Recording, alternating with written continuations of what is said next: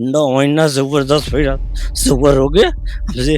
अतुल बता दे, एक दिन आगे सर आगे वो ले आते जल भी लेते थे, लेकिन मेरे बालासर के पार्टी के वर्षिल दे आओ ले जाओ, मैं छोड़ दूंगा। चलो सलाम करता हूँ, जिंदगी में जब भी मिलूंगा प्रणाम करता रहूंगा। गलियों से लेके विधानसभा से लेके लखनऊ तक किसी नेता ने एक आवाज नहीं उठाई। इस बात का मुझे शर्म है, आंख फोड़ के शर्म है। जिंदगी में भगवान के अगर पहले भी किसी को माने हैं तो उससे वजह माने हैं कि मेरे भगवान एडमिट से उनकी सेवा में मैं लगा था। रिश्तेदार मेरे लिए भगवान से बढ़ के है, उनका हमेशा सहयोग भी रहा है, कोई दो राय इसमें नहीं है। किसी लिए पत्रकारों से नफरत होती है, नफरत। वो पत्रकार हमको जो हमसे बात की है फोन पे, एक लफ्ज भी मेरे फोन का नहीं बता रहे हैं, झूठा जो साजिश करता कह रहे हैं वो बता रहे हैं। अंजलि कंस्ट्रक्शन अजय सिंह खलाक जी का कंपनी है, मैं उससे भी काम किया था। और ये समझिए कि 1 करोड़ से ऊपर 1 करोड़ 15 लाख मेरा 10 मीटर का मार्जिन था और 1 करोड़ 15 लाख बाकी था। योगी आदित्यनाथ जी से निवेदन है कि अपने इस पुलिस को टाइट कीजिए, क्योंकि मैं समाजवादी पार्टी का सिपाही और यूपी का नागरिक होने के पहले इस देश का नागरिक हूँ।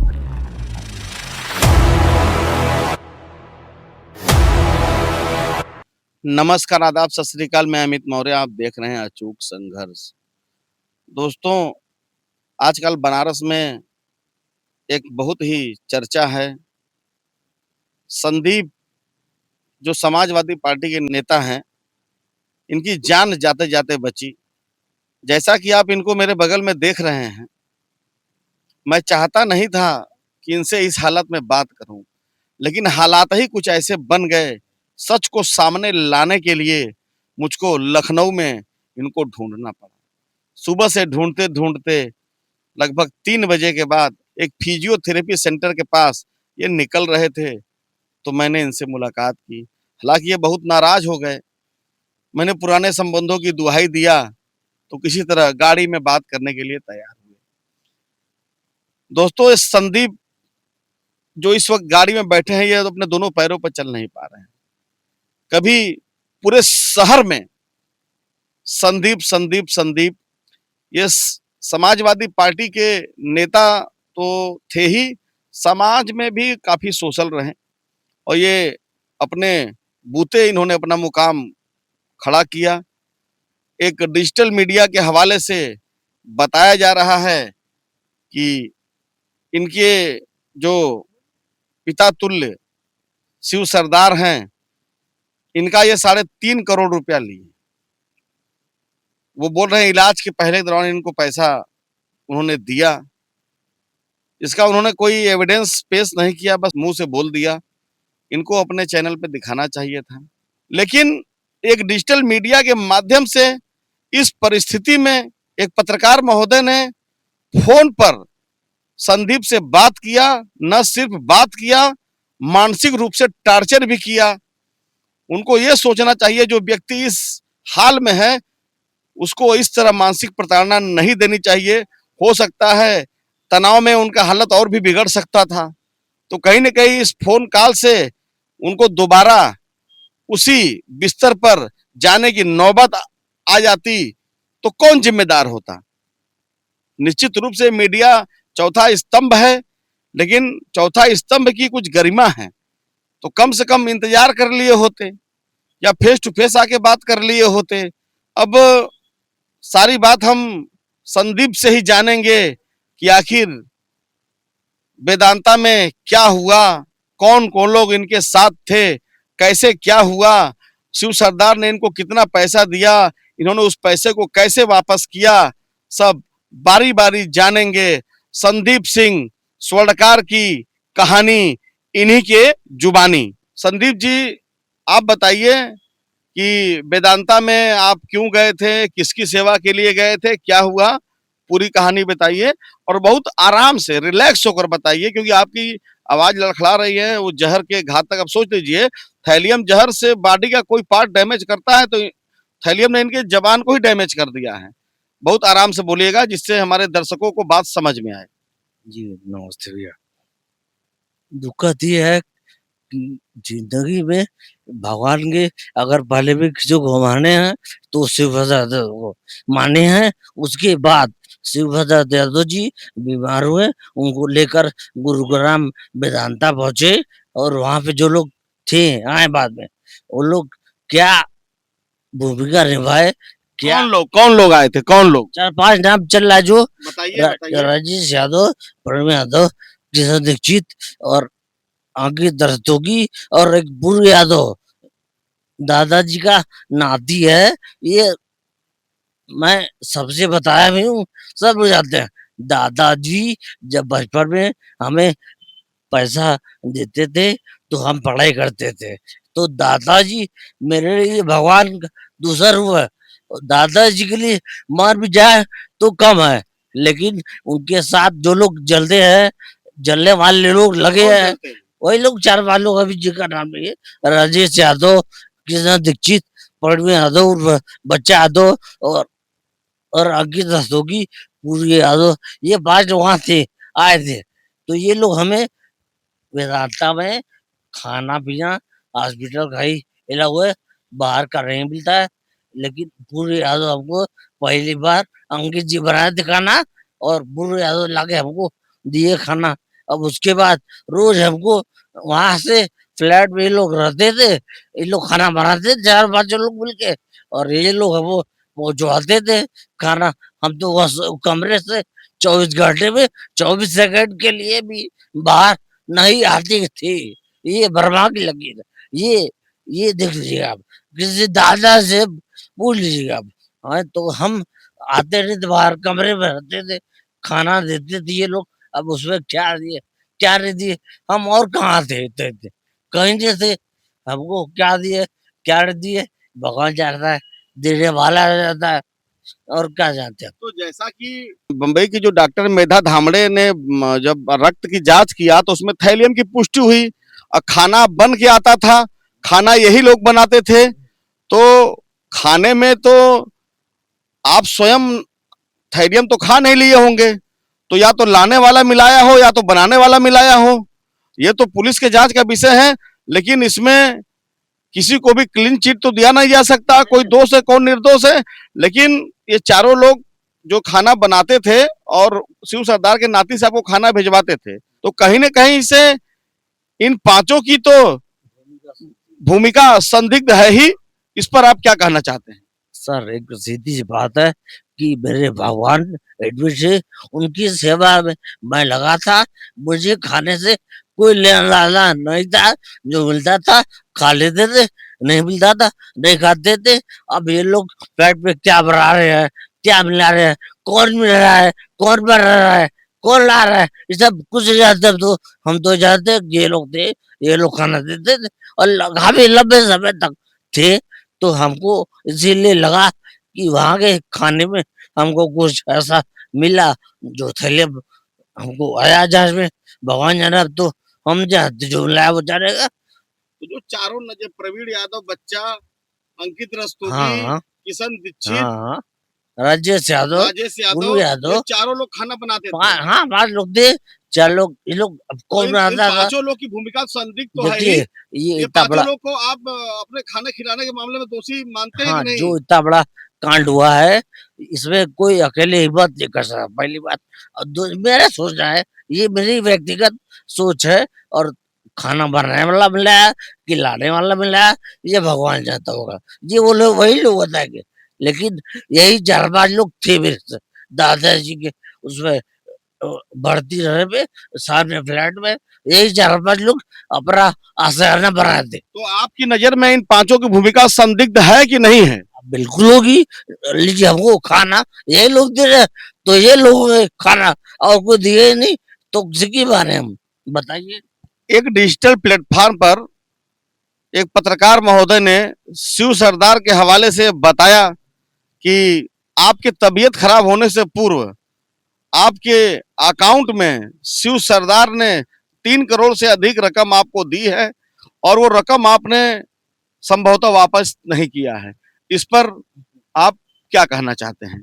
देखिए सर, पहली बात ये कि मैंने पहला लाइन आपसे कहा कि रिश्तेदार मेरे लिए भगवान से बढ़ के है। उनका हमेशा सहयोग भी रहा है, कोई दो राय इसमें नहीं है। लेकिन जो 4-5 लोग हैं ना, ये लोग जो संपादक कोई टाइम से कहा आपको फ़ोन किया था, आपको जब वहाँ मिले सिटी पे, आपको हम बताया ना कि इसीलिए पत्रकारों से नफ़रत होती है हमको, नफ़रत।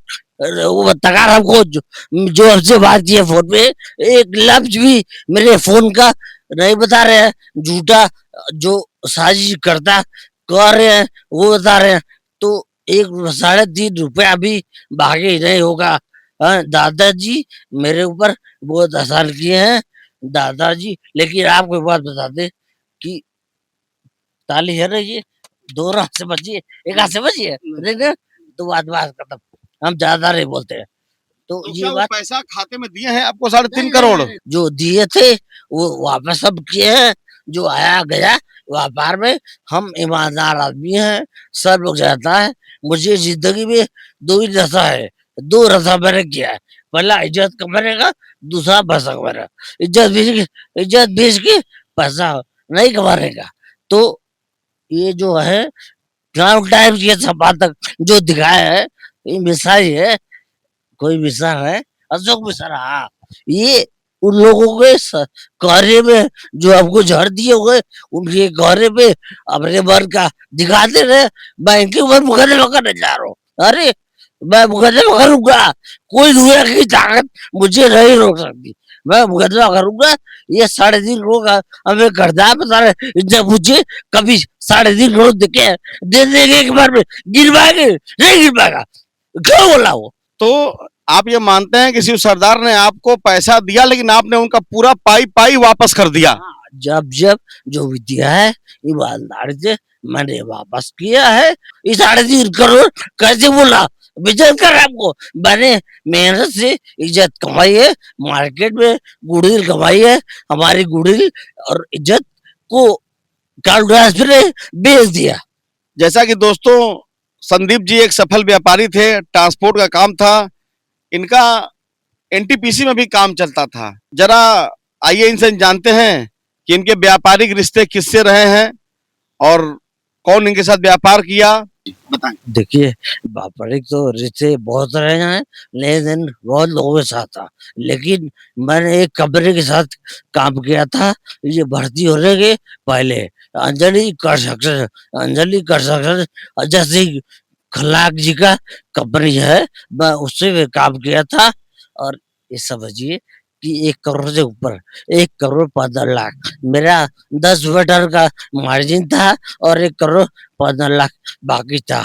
और अगर ज़रा-सा भी जानियत होती या गैरत होती, तो इस मेरे दौरान जो मैं गुज़र के आया हूँ, उस दौरान मेरा पैसा दे दिए होते वो लोग। जबकि आगे से पेमेंट आ गया, उसके बावजूद मेरा पैसा नहीं दिया गया। तो ये क्या है? तो उल्टा जो काउंटर दिखा रहे हैं, मेरा उल्टा लेना बाकी है, देना किसी को नहीं बाकी है। ये रिकॉर्ड में भी होगा आपके पास 1 करोड़ 15 लाख अंजलि कंस्ट्रक्शन में बकाया आपका है? मेरे सीए साहब हैं, आप उनके यहाँ चले जाइए। अगर रिकॉर्ड में उनको मैंने बिल दिया है और रिकॉर्ड में बचा है, ये नंबर 1 का अकाउंट में बचा है। ये कहाँ से बकाया है? बकाया दिख रहा है। मेरे सीए के यहाँ चले जाइए आप, सीए के यहाँ जाकर ले लीजिए डेटेड। देखिए भैया, सबसे बड़ी मेरे लिए दुःख की बात क्या है, वो ये है कि मैं एक वहाँ पे बम्बई के अस्पतालों में, एक नहीं तमाम अस्पतालों में जिंदा लाश की तरह पड़ा था।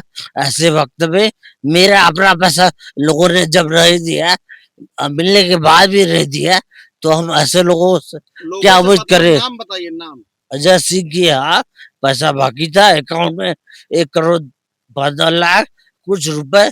मुझे आज भी याद है, जब वो पैसा नहीं मिला तो मैं तो किसी से नहीं कहा, मैंने किसी से कहा हो तो मुझे बता दे। लेकिन ईमानदारी से वो पैसा हमें मिलना चाहिए। ऐसे बुरे वक्त में जब मैं मुंबई के तमाम बड़े अस्पतालों में मौत से लड़ते हुए बेड पे पड़ा था। और शर्म की बात बताऊं, माइक में चलने वाली नहीं है, लेकिन बता दूं मुझसे मिलने तक नहीं है, मिलने तक नहीं है, मिलने तो आए नहीं, पता कहते थे। ये है शर्म क्या बता, इतने बड़े बड़े लोग हमसे मिलने नहीं है, कोई बात नहीं, लेकिन मेरा पैसा तो कम से कम अपने नौकर से भिजवा देते, अकाउंट में लगाना था, चेक लगा देते। क्या दुख दुख की कितनी आपको पराकाष्ठा बताए, दुख बहुत है, बस कहे तो अच्छा है, मुंह न खुले तो अच्छा है बस। मैं आज जीता हूँ तो कर्ज के पैसे से जीता हूँ, भगवान की दया से।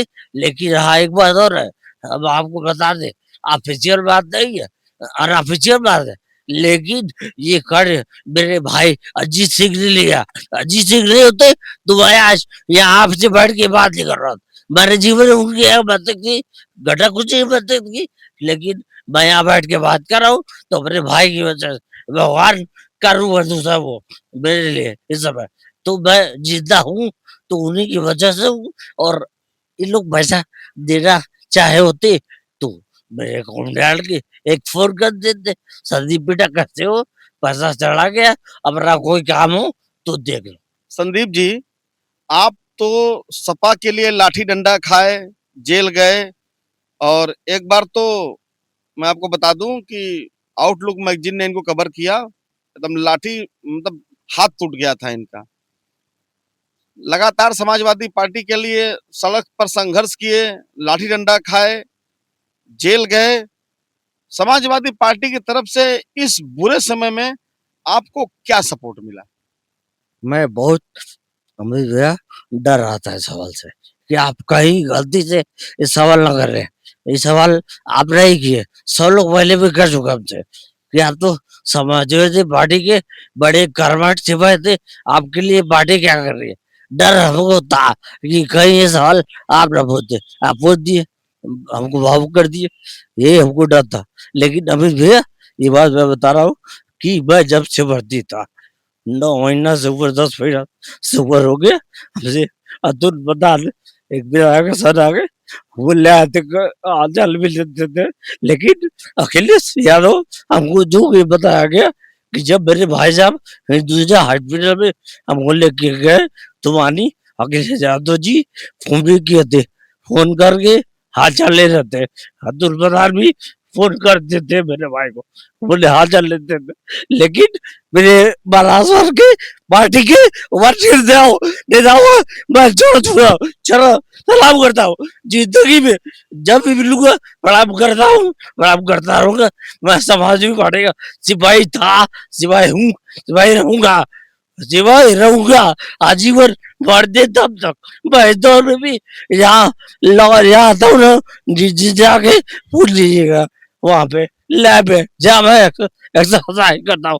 जितने भी लड़के हैं अपनी कसम सबको दिला के वोट के लिए कहता हूँ कि 27 में वोट अखिलेश यादव जी को, समाजवादी पार्टी को देना। अच्छे अच्छे भाजपा जी मिलते हैं, मैं कसम अपनी देता हूँ कि सभा को वोट देना है। लेकिन हमको दूंगा कि समाजवादी पार्टी के ये सिंगल नेता ने मेरे को न्याय दिलाने हेतु एक आवाज नहीं उठाई, कहीं नहीं उठाई, गलियों से लेके विधानसभा से लेके लखनऊ तक किसी नेता ने एक आवाज नहीं उठाई। इस बात का मुझे शर्म है, आंख खोल के शर्म है। लेकिन मैं मरते दम तक समाजवादी पार्टी का रहूंगा, बात यही है। आप मरते दम तक समाजवादी पार्टी में रहेंगे, लेकिन आप ही के शहर दक्षिणी के प्रत्याशी इस खबर को सामने आने के बाद आपको घूम घूम उटपटांग बोल रहे हैं कि मुझको संदीप झूठ में ही बदनाम कर रहा है। अब आप सही जगह पे आए हैं, अब आप सही जगह पे आए हैं। यहाँ मैं आना कभी नहीं चाह रहा था, लेकिन आप आए तो मजबूरी में मुझे भी आना होगा। तो देखिए, मैं समाजवादी पार्टी के लिए कितना मार खाया हूँ, कितना गिरफ्तारियां दिया हूँ, ये समाजवादी पार्टी जानती है। तो मुझको माननीय अखिलेश यादव ने अपने कलम से राष्ट्रीय महासचिव सभा का बनाया था। दक्षिण से एक नेता लड़े हैं, अपने आप को समाजवादी पार्टी का सबसे बड़ा नेता, पूरे उत्तर प्रदेश में सबसे बड़ा नेता अपने आप को समझते हैं। उन्होंने मुझे मुझे जड़ देने का काम किया कि नहीं किया मुझे नहीं पता, लेकिन साजिश में वो लोग के साथ वो भी रहे हैं। नाम तो बता दीजिए। कोई किशन दीक्षित है, कोई वही नाम है, दक्षिण से बहुत बड़े नेता है, उससे बड़ा नेता आज तक कोई पैदा हुआ ही नहीं। वो इस बात को कहते हैं उनके व्यवहार से आपको भी लगेगा, कह दीजिएगा, डरते हैं किसे। संदीप सिंह जिंदा बच के यहाँ बैठे हैं तो सिर्फ एक दो लोगों की वजह से, भगवान और अपने बड़े भाई की वजह से, जिसने हमको जिंदा बचाया। और सुनिए, मेरा भाई आम आदमी पार्टी से विधानसभा का चुनाव दक्षिण विधानसभा से लड़ा था, और मैं सब संबंध, सभी बड़े भाई का संबंध, परिवार का संबंध पर्दा डाल के समाजवादी पार्टी का तन मन और धन त्याग किया हूँ। कोई कह दे मेरा बच्चा 30 साल का है, मैं उसकी कसम खा के कह दूं, मैं समाजवादी पार्टी किशन दीक्षित का प्रचार प्रसार जितना हो सका उतना किया हूँ, हर तरीके से किया हूँ। वोटर लिस्ट में नाम बढ़वाने लेकर हर तरीके से किया हूँ, लेकिन वो आदमी क्या बताए, जय छोड़िए छोड़िए इस बात। जैसा कि दोस्तों ये सर्वविदित है कि योगी आदित्यनाथ कानून के मुद्दे पर बहुत ही मुखर होकर बोलते हैं और कर भी रहे हैं। वो न्याय देने के लिए जाने जाते हैं। लगातार बनारस में महीने में 2 बार आते हैं कानून व्यवस्था की समीक्षा करने। एफआईआर हुए लगभग बहुत दिन बीत गए, लोकल पुलिस हिला हवाली पर आमादा है। कानून व्यवस्था की समीक्षा आप तो करते हैं, ग्राउंड लेवल पर पुलिस पीड़ित का दर्द नहीं समझ पाती। उनके लिए सिर्फ ये घटना है। संदीप जी, आप उत्तर प्रदेश के मुख्यमंत्री योगी आदित्यनाथ से अपने लिए, अपने को न्याय दिलाने के लिए क्या अपील करना चाहते हैं?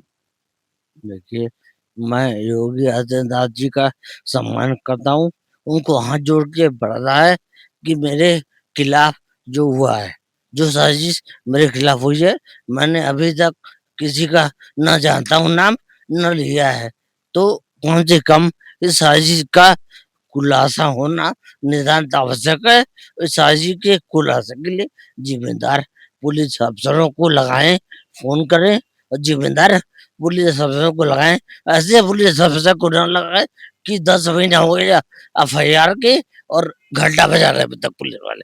तो घंटा न बजाए, कार्रवाई करे, फोन न करे, फोन करके हाल चाल ला ले, दोस्ती न करे और हाल चाल ला ले।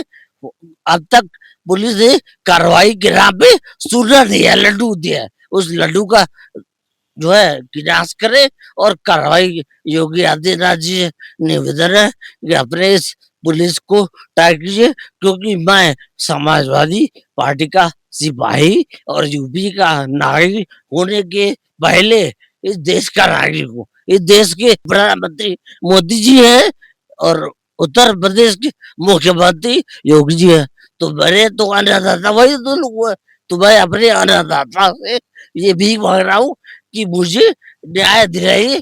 कहीं यही अपराधी जो हमें जड़ दिया है, ये मिलके मुझे और मेरे परिवार को समाप्त न कर दे, हत्या न कर दे, मेरी हत्या रक्षा की जाए और इस घोर अपराध की गहन जांच की जाए। जांच करके जिम्मेदार अपराधियों पर सजा कार्रवाई की जाए। मैं यही उम्मीद करता हूँ योगी जी से।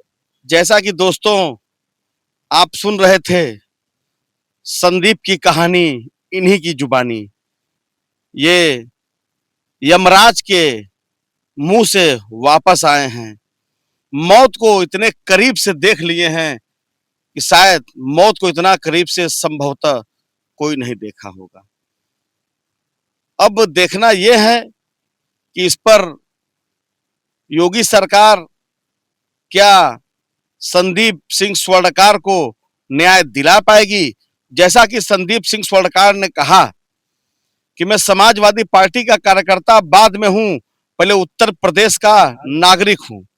तो उत्तर प्रदेश का नागरिक होने के नाते महाराज जी को इस पर निष्पक्ष जांच करानी चाहिए कि इतना घातक थैलियम जहर आया कैसे। ये बहुत ही गंभीर विषय है दोस्तों, और संबंधों में तो अब कहीं खाना पीना भी नहीं चाहिए। इसीलिए मैं अपना खुद पानी का बोतल लेकर चलता हूं, पता नहीं कोई क्या खिला पिला दे भैया। तो बड़ा सचेत रहें, सतर्क रहें, सुरक्षित रहें, क्योंकि जहां विश्वास है वहीं धोखा है। हर कदम पर कोई कातिल है, कहां जाए कोई। जब गैर मारते हैं तो लगता है कि गैर मार रहा है, लेकिन जब अपने साथ के रहने वाले आदमी जो एक तरफ भाई बोलते हैं और भाई बनकर भाई का जान लेने के लिए इस तरह एक टीम बनाकर साजिश करते हैं, तो अब मानवता कहां रह गई है। लेकिन एक बात तो तय है, प्रारब्ध का फल सबको भोगना पड़ता है। चाहे मैं भी करूं तो मैं भी भोगूंगा, कोई भी करे कोई भी भोगेगा। कहीं न कहीं ईश्वर सब ऊपर से देख रहा है, तो जैसा करेंगे वैसा भरेंगे। क्योंकि हम अच्छा कर रहे हैं तो भी ईश्वर देख रहे हैं, खराब कर रहे हैं तो भी ईश्वर देख रहे हैं। तो परिणाम तो आएगा, देर से भले से ही सत्य परेशान हो सकता है, पराजित नहीं। नमो बुद्धाय, जय संविधान।